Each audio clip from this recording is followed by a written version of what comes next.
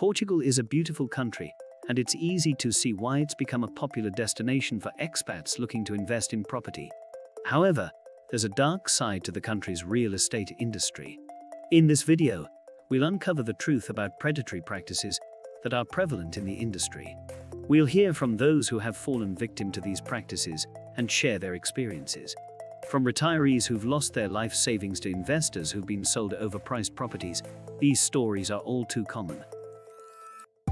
Predatory real estate practices can take many forms, but one of the most common is overpricing. We spoke to a real estate expert to find out how this happens.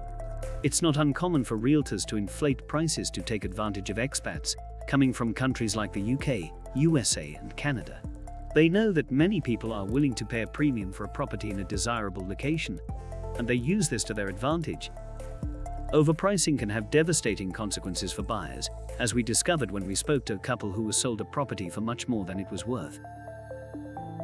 We thought we were getting a great deal on a beautiful property, but when we did our own research, we realized that we'd been overcharged by thousands of euros. The realtor didn't disclose important information about the property, and we felt completely taken advantage of. They said. To give you an idea of just how bad things can be, let's take a look at Lisbon's real estate market between 2018 and 2020.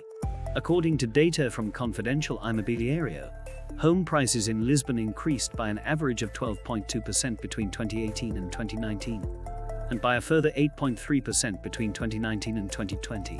This is significantly higher than the average increase across Portugal, which was 10.2% and 5.7% respectively.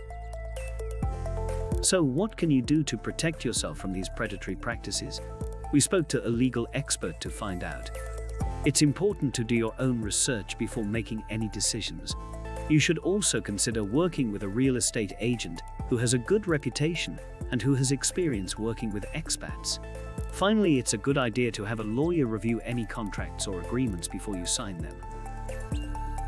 Another way to avoid falling victim to predatory real estate practices is to seek advice from those who've successfully navigated the system.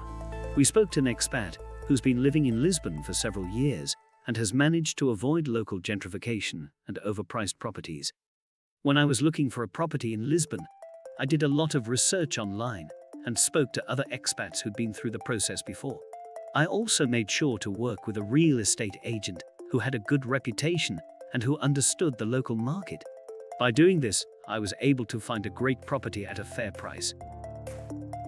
Working with a real estate agent who understands the local market can be key to avoiding overpriced properties and gentrification. They can provide valuable insight into which areas are up and coming and which are already overpriced. Portugal is a wonderful country, and buying a property here can be a great investment. However, it's important to be aware of the risks and to take steps to protect yourself. By doing your own research, working with reputable professionals, and being cautious when it comes to deals that seem too good to be true, you can avoid falling victim to predatory real estate practices. Thank you for watching this video. If you're thinking about buying a property in Portugal, don't fall victim to predatory real estate practices. Take the necessary steps to protect yourself and avoid overpriced properties and gentrification. To learn more about how to navigate the country's real estate market, check out our next video, The Ultimate Guide to Buying Property in Portugal. In this video, we'll provide you with expert advice on everything from finding the right property to negotiating the best price. Don't miss out on this valuable information. Subscribe to our channel and hit the notification bell to be the first to know when it's released.